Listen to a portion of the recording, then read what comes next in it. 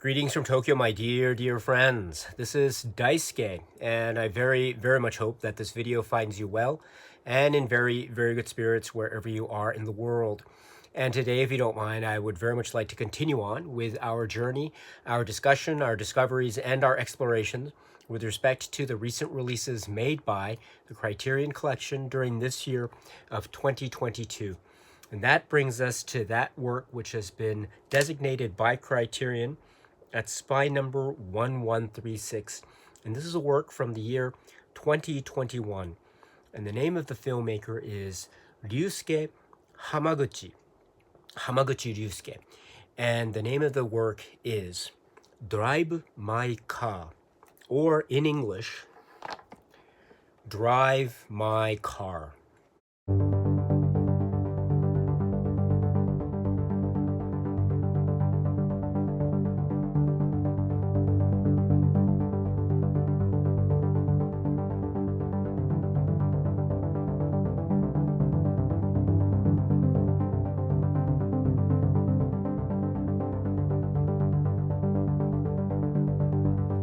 This is the really overwhelming, powerful, beautiful work from the year 2021. And it is from the director, that great artist, Ryusuke Hamaguchi Ryusuke.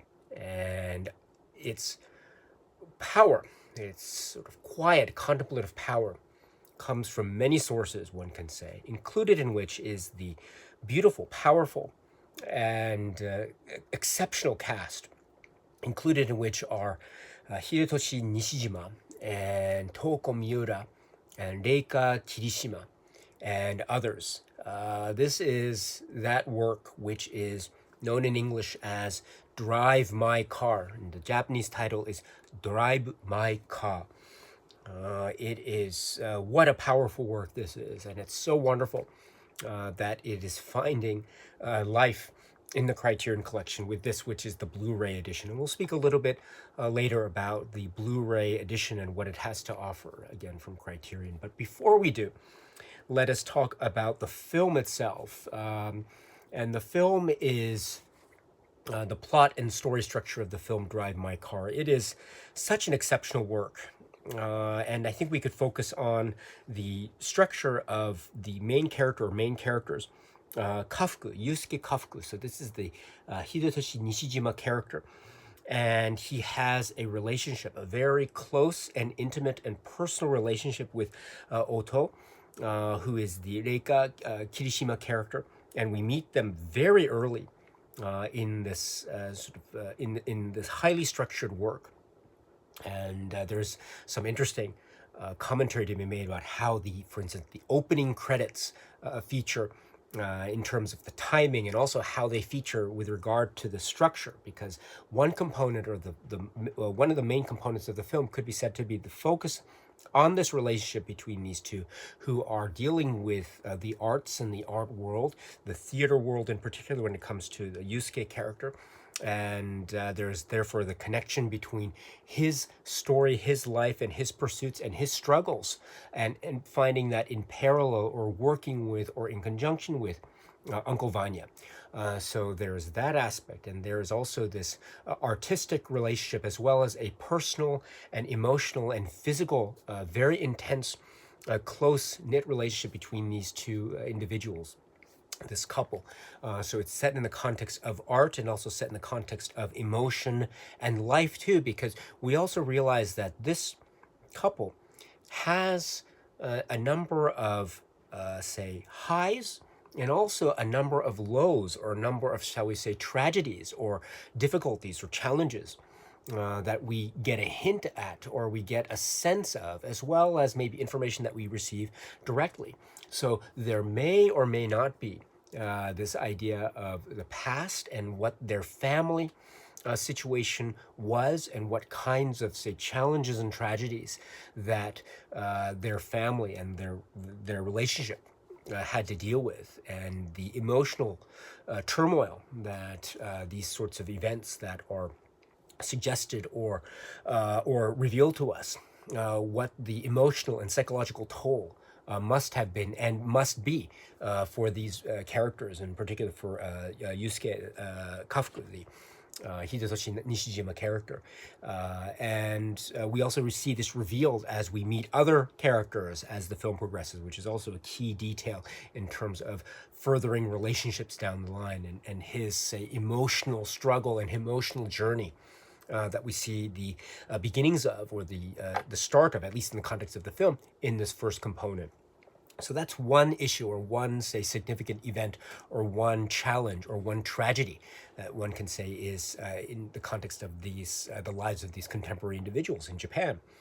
Another is the relationship itself, and we see also a very complex emotional relationship that is unfolding before our very eyes, or that's revealing itself before our very eyes. It is one that is, as I say, very closely intertwined with the sense of art and storytelling, and also the emotional and physical bond, and the intense emotional physical bond between these two.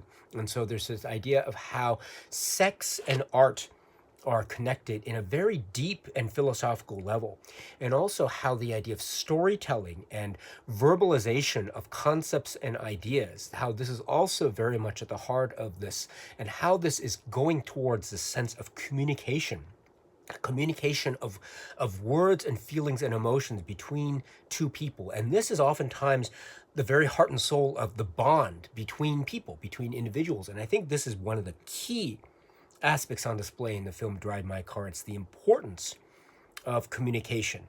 And it's that bond of communication that either reveals something directly about the stirrings and the feelings and the excitements and the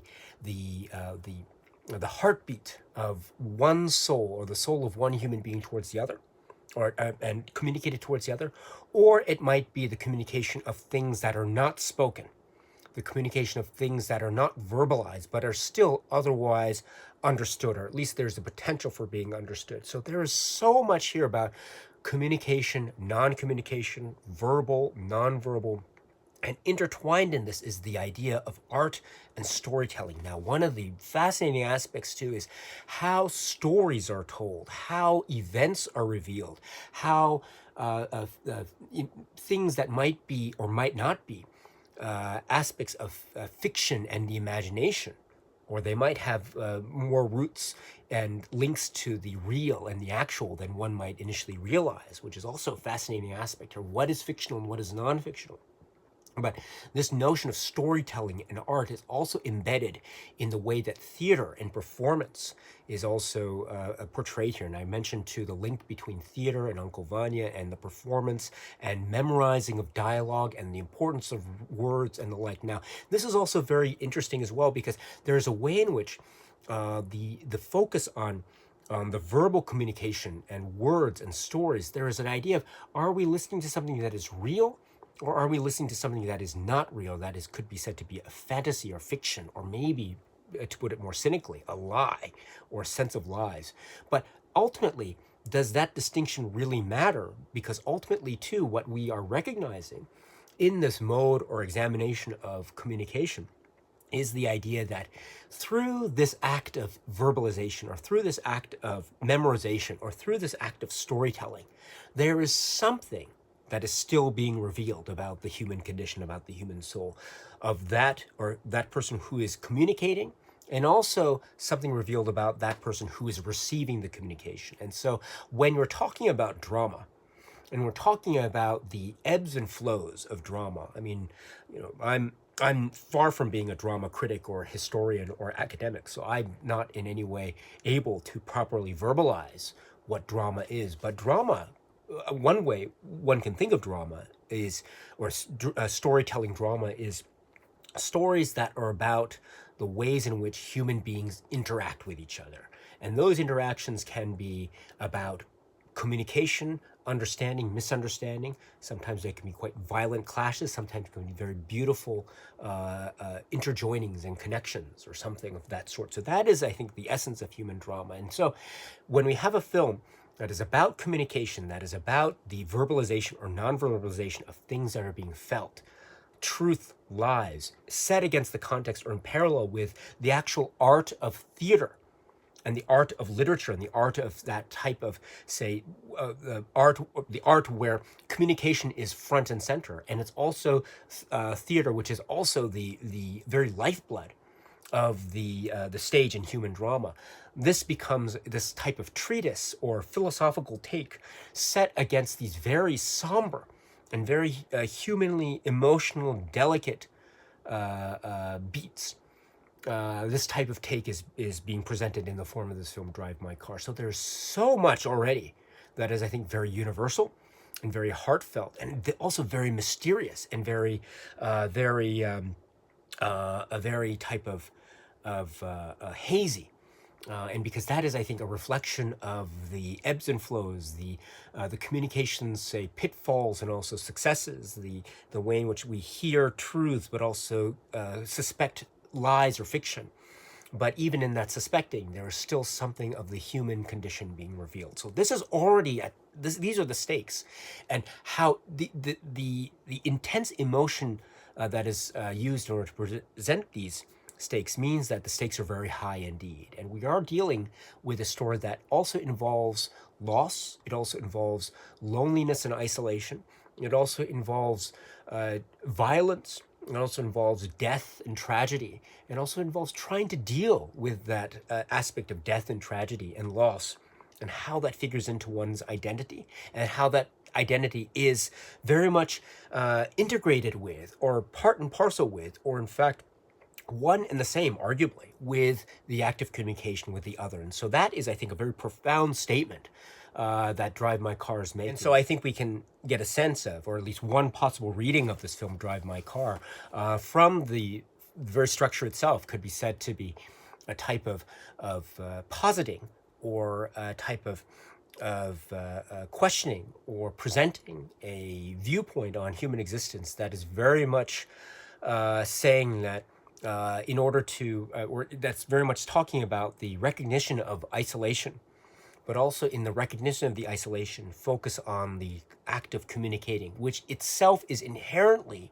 making a connection with someone else. And so there is something of a wonderful counterpoint, or a wonderful type of contradiction that is being presented here. But that is also the great richness of the human condition and the characters and the journey that we see many of the characters here undertake, which is that they are very much embodiments of these wonderfully human contradictions. For instance, the idea of emotional connection between the couple, and how this emotional connection can be expressed in a type of almost subversive way, or a type of maybe counterintuitive way, and how infidelity is not always necessarily a sign of, let's say, emotional or character or relationship breakdown, but in fact, on the contrary, one might look at infidelity, or the act of infidelity, which is the physical act of, say, having sexual relations with someone else, right, outside of the intimate relationship. How this may, in fact, be something of there might be a different perspective on how that functions. And this is an outward expression of, say, the human, a type of human bond, or human feeling, or the way that physicality is maybe a type of expression or counterpoint to something that is ultimately very important to us, which is the emotional bond between the intimate other that we are lucky to experience in our lives. And so these facets of the complex possibilities of human relationships is one of the fascinating aspects of Drive My Car, and to see how the variations on the relationships are almost twisted and turned, and there are the various, say, categorizations, and the way in which things are changed here, an element is added here, adapted there, and turns into something that feels, on the one hand, quite different, but also feels very much organic and integrated to what we've been seeing from the very get-go. So this is so fascinating on so many spheres. But I just mentioned this first part because this is a highly structured film. It's taking place in different areas of Japan as well, from the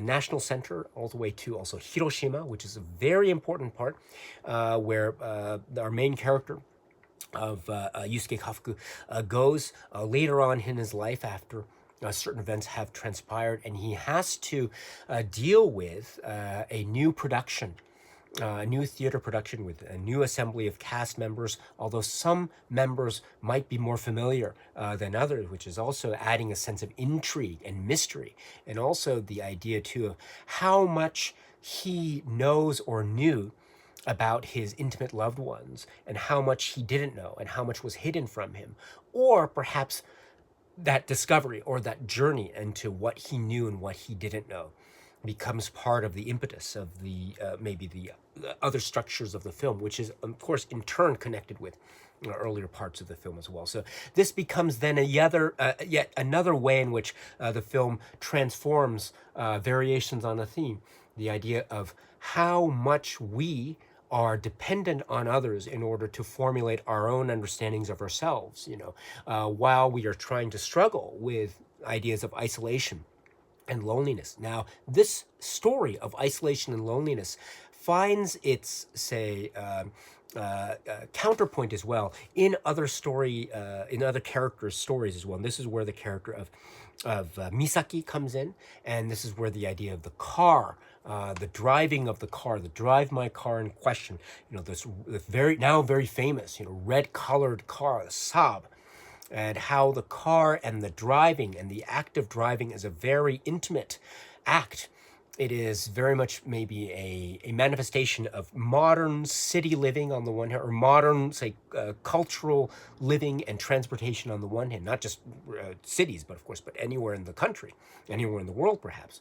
But how it also becomes a type of metaphor for isolation, because the car is a vehicle or body where one is alone, in a manner of speaking, with one's thoughts. But at the same time, it is also a vehicle or metaphor for connection, which is so fascinating, which makes the concept of the car the perfect vehicle or the perfect representation, a perfect metaphor for this film, Drive My Car, under this potential reading. Because if we're thinking of the reading of isolation versus connection, how isolation and connection are indeed hand in hand with each other, then you have a car where characters are connecting and they're communicating, or they are isolated and by themselves. And even when they're together, or even when there are many characters in the car, like Misaki and Kafuku, we still get senses of maybe they are on different planes, maybe they're not quite connecting, but gradually maybe the connections do emerge. And so this idea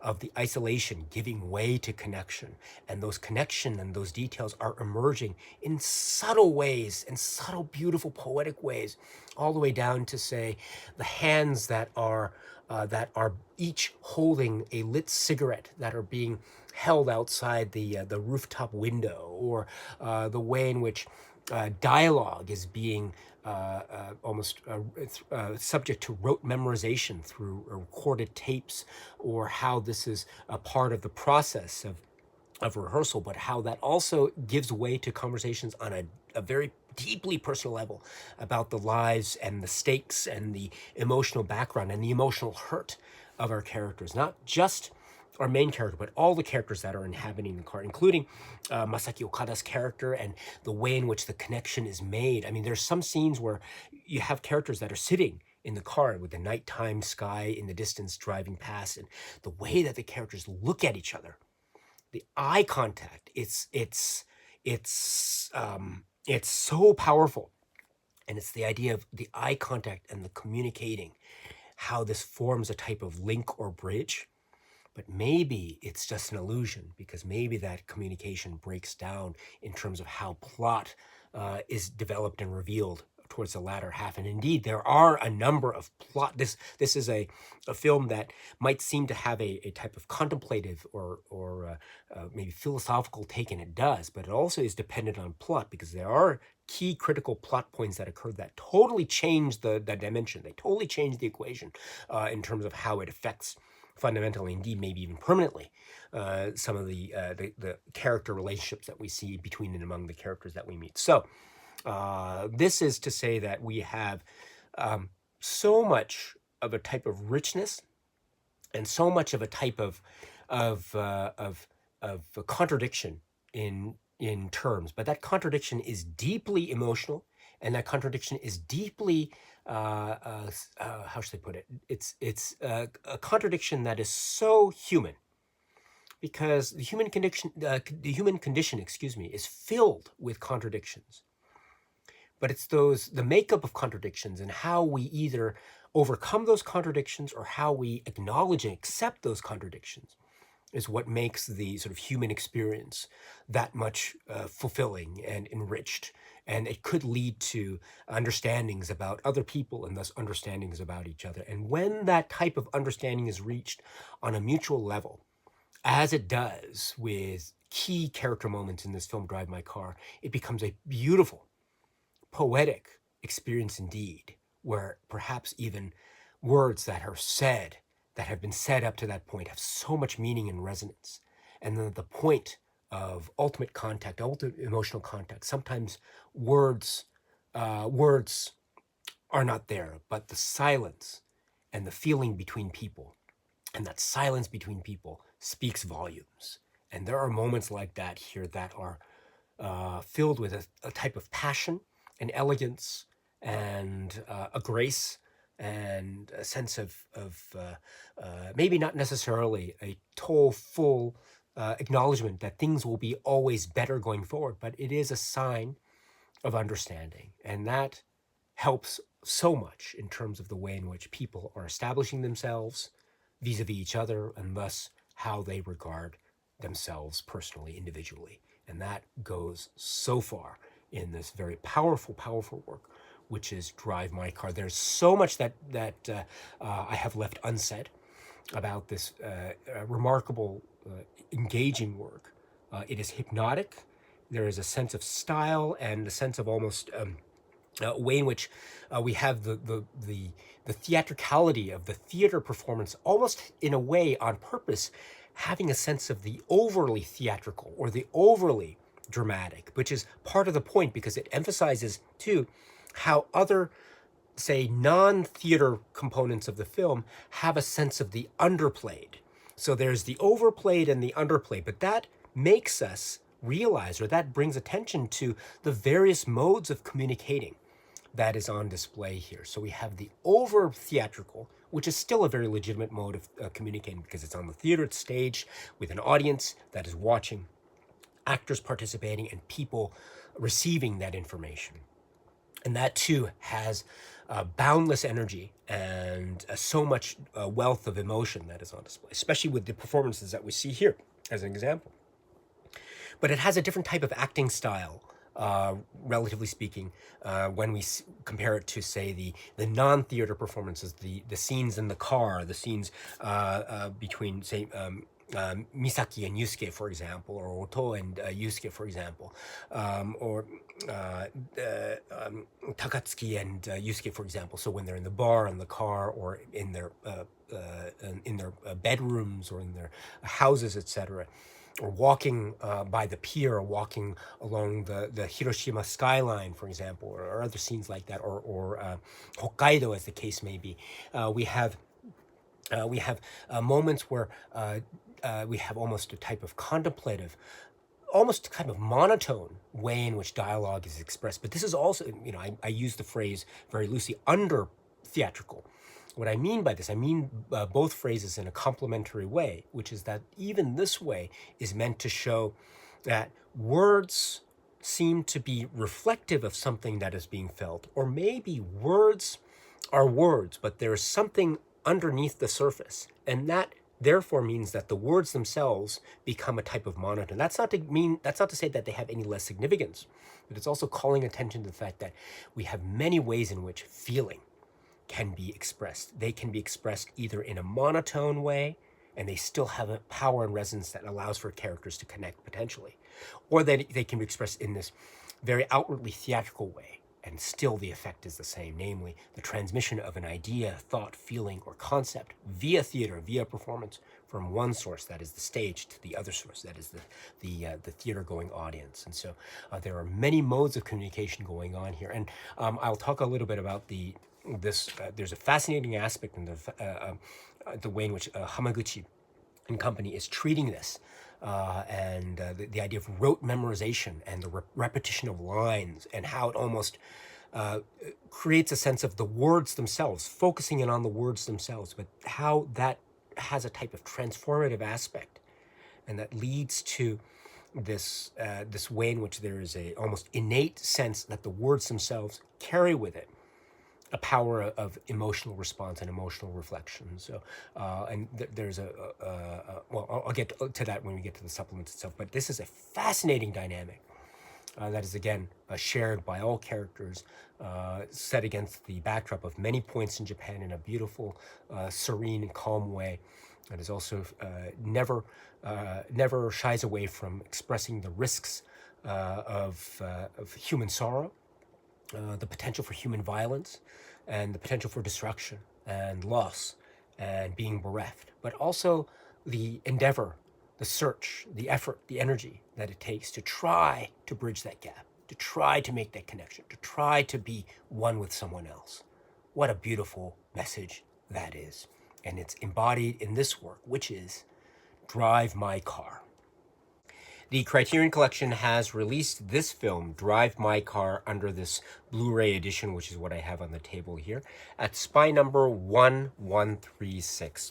And as you can see, the packaging is very interesting, very ornate in its way, and I've already taken the liberty of removing the fold-out insert from the inside. As I say, it is a fold-out, but lately I've been noticing that the use of the paper that's used is a very interesting one. It has a nice quality, at least to the touch, so I'm very impressed with that. It's a little detail, but again, the little details go a long way. And with regard to the actual presentation itself, I look at the insert and it has a note about the master, which says, Drive My Car is presented in its original aspect ratio of 1.85 to 1. The film was shot on an Arri Alexa Mini LF camera and completed in a fully digital workflow with a fully digital soundtrack. The 5.1 surround audio for this release was mastered from the original digital audio master files. Excuse me. So this is the presentation right here. So I must say that this is in the grand scheme of things, a fairly recent work from 2021. So, but I think from my vantage point, I'm very happy with the result, the look and feel and sound of it, as we find it here on the Criterion Blu-ray. Maybe this would be a good time to mention that in actual fact also there is a Japanese Blu-ray, which is what I have here, and this Japanese Blu-ray has two discs, one being a Blu-ray for the film, which has optional English subtitles, and the other is a DVD disc with some special features, and I think we can mention what those special features are when we get to the special features with Criterion, because there is actually a connection. But I must say that from my eye and my vantage point, it looks to be the similar type of I don't see any differences, again based on my own limited knowledge base. Just from my purely subjective viewpoint as a viewer and as a consumer, I can see that there is, in terms of the presentation of the film itself, a type of no difference from my vantage point, from my eyes and my ears. There are some differences in other respects, but that's the case with regard to the presentation. So I'm overall very pleased, I'm very satisfied, and I'm very happy that the Criterion Collection has presented it here. I should point out too that maybe if we could have, of course, Criterion has provided subtitling for this release, and so subtitles are not the same with every release that exists for one single film. So, but I think that it feels like a good release overall, so I'm very pleased with that. So this is the Drive My Car release from Criterion. So now let us talk about the supplements which can be found with this release from the Criterion Collection. So as we know, the supplement section is part of the main menu when you put the disc into the machine, and you press on the supplement section, it'll bring you to the sub-menu, the supplement sub-menu. So there are there are 4 supplements overall. So let's talk about them one at a time, because I think we have a number of things that we should say about each of them. The first of which is what's described as the Cannes Film Festival press conference, or the Cannes press conference from 2021. This is totaling approximately 43 minutes. Now, this is very interesting because, of course, this is when the film was just released, and there has been since its initial release and up to now, and perhaps even going forward into the future, way into the future, there will be so much critical attention and fan attention and a lot of discussion about this film. So it's very interesting to see the various, say, comments made from each of the participants on the panel, and I'll get to that momentarily. Also, we get to hear from the international sort of reporting community, from a number of journalists, the international journalist community, a number of the questions that they have from many parts of the world, including Japan, for example. So there's a number of questions, both generally and specifically, also about the film plot itself, as well as some of the details behind the making of the film, etc. So there's a lot of stuff that is here, which is very valuable, very illuminating. And I'll try to get to some details to that momentarily.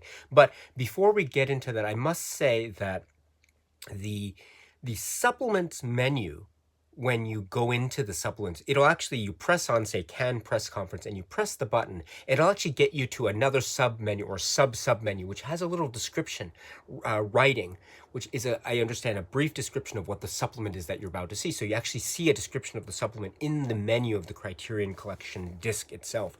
And so I looked at the supplement information or the description information here in the sub menu, and I see that it mentions that featured in the press conference are Ryusuke Hamaguchi and Toko Miura and Reika Kirishima and Yuji Sadai. And so these are mentioned as the names, at least in my copy of this release anyway. And so Ryusuke Hamaguchi is the director. And Toko Miura is one of the actors in the film. She plays Misaki. Reika Kirishima, she plays Oto in the film. And Yuji Sadai. Yuji Sadai is described as being one of the producers or executive producers of the film. So this name is mentioned, as I say, in the supplements menu, Yuji Sadai. However, I don't know the appearance of Yuji Sadai. I'm not sure what Yuji Sadai looks like. But when I see the Cannes press conference here, I note that the people who are participating in that identify themselves when you see it. So there's Hamaguchi, Ryusuke Hamaguchi, then there's Toko Miura and Reika Kirishima. So far so good, right? But then we have two other participants. First is Sonia Yuan, and Sonia Yuan plays one of the actors in the film. And so here she is sitting alongside the other participants at this Cannes press conference panel. So that's one. And her name isn't mentioned in the supplements description, but so that's one thing to keep in mind. Another participant here is Teruhisa Yamamoto. And so Teruhisa Yamamoto is credited as being the producer. And again, I don't know what Mr. Yamamoto's appearance is, but according to the press conference here, he's identified as Teruhisa Yamamoto. You actually see a placard in front of his place where he's sitting, and it actually says, I think, if my eyes are not deceiving me, it actually says Yamamoto, Teruhisa Yamamoto. There's no person on the panel who's identified as Yuji Sadai.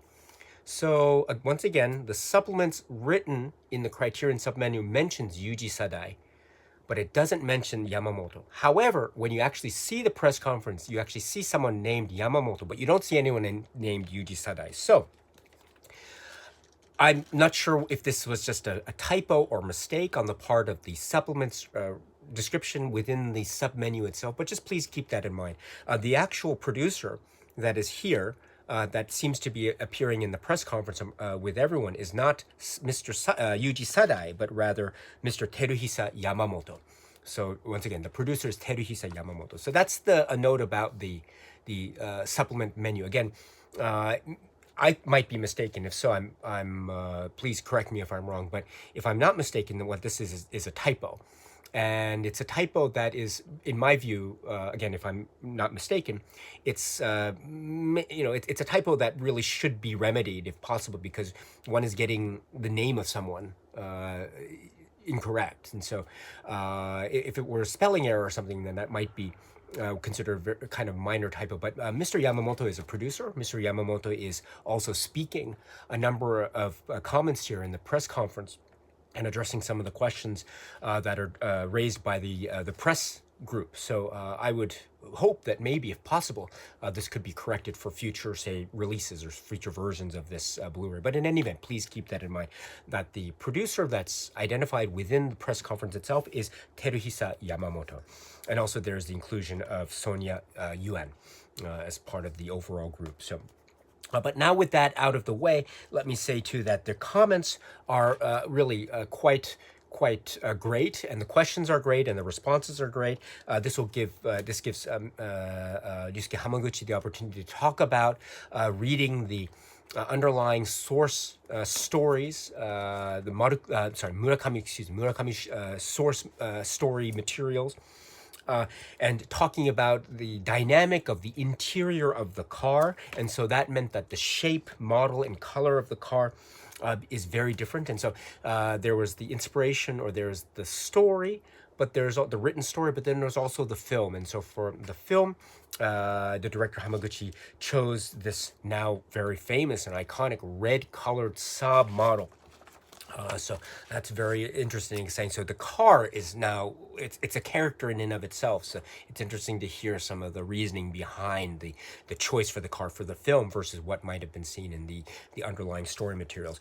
Also, I mentioned Sonia Yuan, and so she's talking here about the precise, almost how she calls mechanical nature of the line readings. But this was also very good for her because there was one of the interesting aspects of it. I've mentioned how this film was about communication. One of the key components of the communication is the various languages that are employed by each of the characters respectively, such as the Korean language, Mandarin Chinese language, English, sign language, Japanese, etc. So. And that goes towards the maybe component of the film, or the reading of the film, which is about communication. So not just communication, verbal, nonverbal, but within the realm of communication, we have various languages, and not all of them rely on, say, the spoken word per se, because we also have sign language exchanges as well. So, but Sonia Yuan here speaks about her experiences on set, also the line reading, also trying to get it right, precision. And this actually goes towards a comment that we'll talk about in one of the later supplements, Ryusuke Hamaguchi's one-on-one interview. But there is, I think, a purpose or methodology behind this attempt in order to get everything down perfectly, from which there can be elements of, say, improvisation in a manner of speaking. So this type of precision, memorization, it's also echoed in the film itself when you have Kafka's driving and the whole, say, ritual of the line reading in the car and the recordings, etc. So, but this is a very fascinating aspect that she mentions here. And also, Director Hamaguchi also mentions the casting process. You know, some of it was done in person, some of it was done virtually, in the virtual internet space, as it were. So. And also the casting process had to be an international affair as well, because of the international scope of the cast and crew, in fact. So, we have also, comments on the performances, reflection on the performances. Tokomiura also mentions this as well. You know, she plays the character of Misaki. And then the producer, Yamamoto, talks about this idea of the creation of the film and the perspective and approach of the director, and a secret, because there's some scenes that take place outside of Japan, and so there's a little bit of a secret, or there's some shooting information that producer Yamamoto reveals here. This was a very important scene in terms of the development of one of the key characters as well. They also talk about taking this location to a different part of Japan, and this is a Hokkaido scene, and so this is very important. And actually one of the journalists mentions this as being an example of where maybe the film and the writing are different in a manner of speaking. So this provides an opportunity for director Hamaguchi to talk about this as well. And so talk about not just the importance of this scene, but also, which is a very important scene, by the way, but also talking about the nature of adaptation in the context of this great, great story and this great word. And then also this leads into a conversation about communication, words, dialogue, and language. And this talks about, Sonia Yuan talks about performance of a scene with various participants and different languages going on at once and the like. So this is very valuable. Again, this is also to get a sense of the pulse in the room in a manner of speaking, because this is the initial reaction upon its initial release. And you can already tell that the excitement level is very, very high on the international scene. So and we saw that continue on throughout the 2021 film release season. So well done for being able to include this Cannes press conference. So once again, this is from the Cannes Film Festival, approximately 43 minutes. And that's not all, because then we have a one-on-one discussion interview with Ryusuke Hamaguchi himself. This is from 2022, approximately 25 minutes. So this looks to be a Criterion Collection produced interview. This is so great. This is really great. There are many things that, again, I am learning so much about Hamaguchi as a filmmaker, as an artist. And so this was one place where I learned so much as well. For instance, there was mention about his studies and his influence with director and artist Kiyoshi Kurosawa, and also this idea of the camera and truth and the relationship between camera and truth. So there's some insight into the philosophy and viewpoint of Hamaguchi himself. And also then this goes into a discussion of Haruki Murakami, and also this idea too, which is again another revelation about Hamaguchi's, I think, approach and philosophy of filmmaking and acting and performance, which is, and I paraphrase here, he mentions how acting, there's this idea, and I, not being an actor, maybe might cling to this idea just as maybe a very general proposition, although I think there are many propositions out there possibly. But one way of looking at acting, at least from my amateur perspective, would be acting is like putting on a mask. Acting is like putting on a different persona than one actually is, because it's a performance, right? It is some kind of performance of that sort. However, what director Hamaguchi says here is really fascinating. He says it's not necessarily, acting is not necessarily about putting on a mask per se, but about revealing yourself. So it's quite the opposite in one way of thinking about it, from the covering of the exterior using a mask. Rather, it is a way to reveal the actual truth of yourself, which is very profound. Again, I'm not an actor, so I'm looking at it from a very amateurish perspective, and I have limited knowledge perspective, therefore. So statements like this are very mind-blowing for me. And indeed, that also has a type of echo in the way that he seems to be treating this material, which is repetition, memorization, practice, precision. So there's a way in which that type of, say, memorization process acts as almost a lever or a way forward, a revelation into the inner character of that particular performer or an actor. So this is really, really profound to me. And what that means is casting for him is key. Casting is key.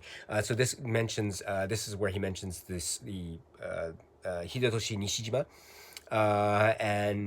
So this is also the link to Kiyoshi Kurosawa's filmography and film world. But here, among his great comments here, he mentions, Hamaguchi does mention something which I was floored when I saw this for the first time in this interview.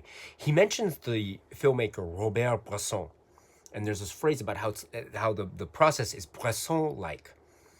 When I heard this, something clicked. I was blown away because, oh my goodness, yes, the way that this acts as a type of style which is reminiscent of a Robert Bresson film. This idea of the acting style, the modèle philosophy in the Bressonian language, the way in which characters seem to be very maybe still, or they have very precise movements, and even this is mentioned in how the way that dialogue is mentioned and talked. There's almost a type of mechanical feel to it. But that is not in any way detrimental or derogatory or in any way insulting. On the contrary, this is very precisely applied, because this is a way by which, therefore, the access into the inner workings of the heart and soul can be made. This is a very fascinating aspect of filmmaking. And in fact, there is that style embedded within this work, Drive My Car, in a way that is so revelatory. And again, it reveals, it's a way in. This type of process is a way in, because it almost becomes second nature, this type of movement. I say mechanical, but the word mechanical is by no means meant to say lacking in emotion. Because on the contrary, by virtue of this getting used to similar processes, it's that repetition, it's that ritual that allows for spontaneity in this interesting way, that allows for creativity, that allows for the improvisational to emerge. And when it does, that is a further entrance into the heart and soul of the character. So this mentioning of Poisson was mind-blowing, absolutely mind-blowing. And then also there's more work, discussion about Hamaguchi's work and approach. He mentions driving and interview processes in the context of work that he did earlier in his career regarding the Tohoku earthquake, and how important driving was for him as an artist, and also the interview process as well. And also the shooting philosophy. There's a mentioning of 10 to 20 takes here. And also he mentions too that in terms of adapting the language, the story, he mentions how the words have a certain significance, because he recalls that the Murakami style it's very memorable in the Japanese language, but it's not necessarily quote unquote how ordinary people speak in a manner of speaking. And so this also posed, I think, a very fascinating way in which language and spoken word and dialogue, again based upon the Murakami landscape, can then lend itself to a furtherance of the discussion of language as a key component here. So overall, this is a brilliant interview, and I'm so glad it's here. So this is the one-on-one interview with Ryusuke Hamaguchi. It's approximately 25 minutes. Next, we have a behind-the-scenes featurette. It's described as a behind-the-scenes featurette. This is described as being from 2022. It's called Down the Road, The Making of Drive My Car, and it's described as being footage shot by, again, producer Teruhisa Yamamoto. This featurette, as we find it here in the Criterion collection, is totaling in running time approximately 35 minutes. And it's footage shot on location, in some locations that are shot in Tokyo, Hiroshima, Hokkaido, etc. And there are some interviews that are also cut into or edited into this behind-the-scenes footage. For example, there's an interview with Nishijima. There's also an interview with Reika Kirishima, again, who plays Oto. And also there's some revelations about what the performers believe the characters are thinking. For instance, does one character love the other character or not? So this is also very insightful when it comes to some of the character dynamics. And there's some mentioning of, there's Hiroshima as an aspect. There's also some past works in the filmography of Hamaguchi as well. And we see some really moving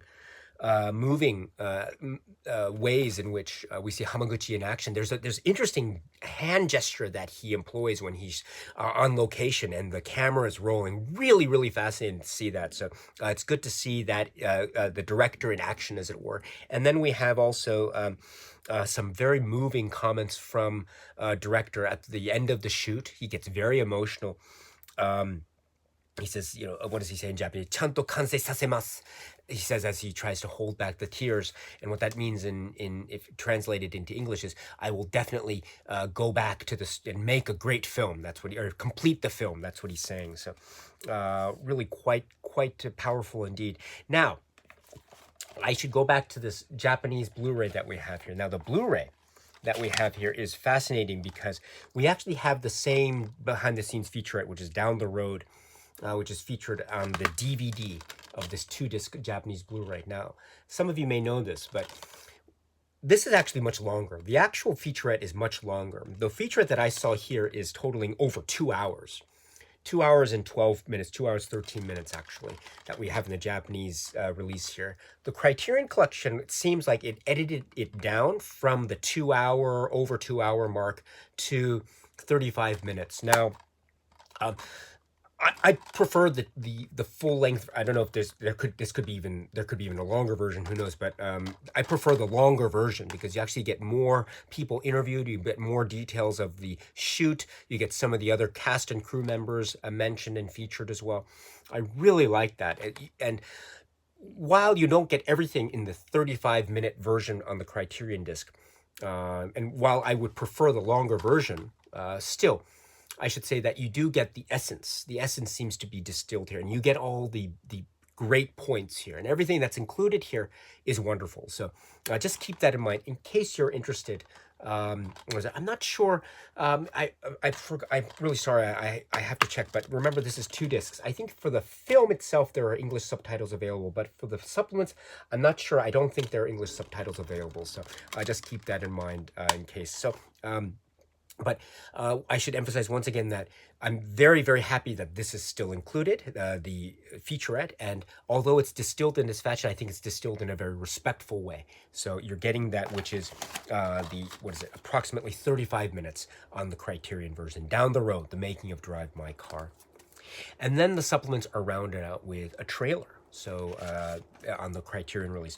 Incidentally, also, maybe if you're interested for the Japanese Blu-ray, other supplements that you get here but not in the Criterion release are where you get the down the road 2 hour plus documentary, and then you get also a premiere event, a theater screening event where you have Hamaguchi and Nishijima and Okada featured on the stage. That's approximately 20 minutes. You don't get it on the Criterion release. Also, what you don't get is you get in the Japanese release here a one-on-one kind of interview or joint interview with Hamaguchi and Nishijima, which is approximately 15 minutes. You don't get that on the Criterion release. So, but what you do get on the Criterion release with a few, I've made a few comments, of course, talking about that. Overall, it's really great. So please, I hope you enjoy the supplements, and I hope you have fun with them.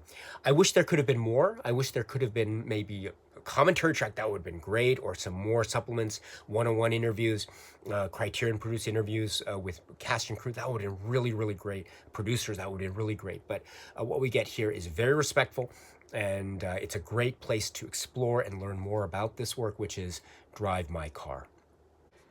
And so now, rounding out the conversation, let's look at this packaging or this presentation, including the cover art design and also the design overall. So this is, I think, a really, it's a nice design piece apropos to the film itself. There is an element of harmony and purpose behind the design. There is a wonderfully laid out poetic simplicity as well, while also conveying specific images from the film, as well as the highlighting of the color red, which I really appreciate. Production credits here. So art director Sarah Habibi, Eric Skillman, designer Jason Hardy. And you can tell too that I've taken the liberty of removing the insert, as I mentioned.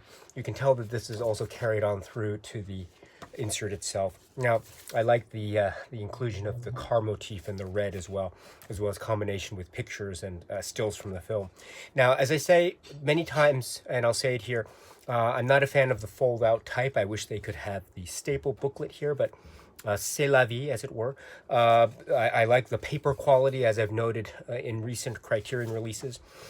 Here, we also have a wonderful, wonderful essay, Grace Notes by Brian Washington. I like how it, again, like with all essays, watch the film first. That's my recommendation and suggestion. And after you've seen the film, you can read the wonderful essays, including Brian Washington's Grace Notes. I like how it goes through sort of the backdrop of the Murakami, also Hamaguchi, and also the themes and specific details of the plot and plotting, and the type of themes that guide and glide and float through the work. But also with a sense of purpose and drive, as it were. So wonderful essay, Grace Notes. So please check it out if you can. Really, really great. And so with that, my friends, this is the Criterion release of Drive My Car. Please check it out if you can. It's one of the great films from 2021. So well regarded, highly praised, and for excellent reasons, as one can see from the Criterion release itself right here. A wonderful addition to the physical media catalog. This is Ryusuke Hamaguchi's work, Drive My Car. Okay, my dear friends, so that's it for now. And so until we meet again, please be happy and healthy and well. And please keep on watching a lot of great movies. Thank you so much, as always, for your time. I very much appreciate it. Stay strong, stay safe, and cheers.